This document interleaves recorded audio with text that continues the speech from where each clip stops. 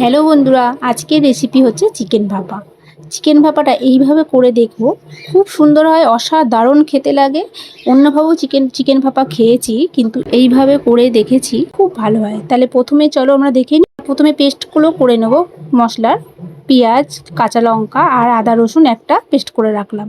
আর একটা করে রাখবো টক দই হাফ কাপ, তারপর 1.5 চামচ মগজ আর 1.5 চামচ পোস্ত আর 4টে কাজু দিয়ে ভালো করে পেস্ট করে রেখে দেবো।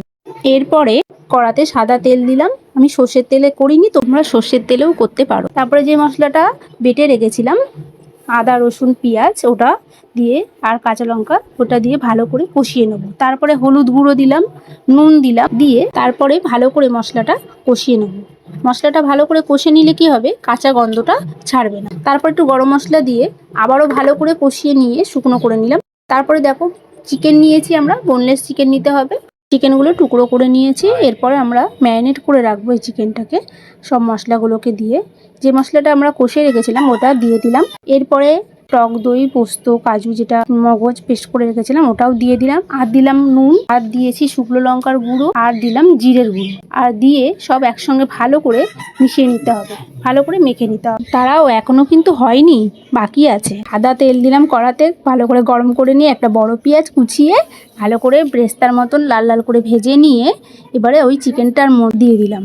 দিয়ে এবার ভালো করে মাখিয়ে নিতে হবে। নিয়ে এর মধ্যে আরও 1 চামচ গোলমরিচ গুঁড়ো আর দেবো সাদা তেল।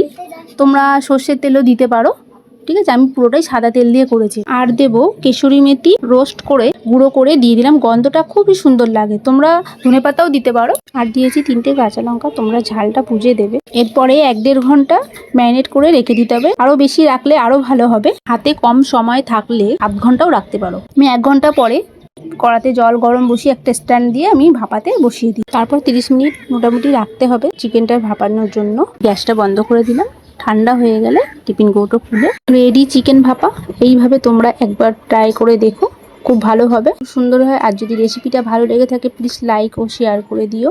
রেসিপিটা দেখার জন্য ধন্যবাদ। ইউটিউব থেকে দেখে থাকলে প্লিজ সাবস্ক্রাইব করো আর পাশে থাকা বেল আইকনটা প্রেস করে দিও।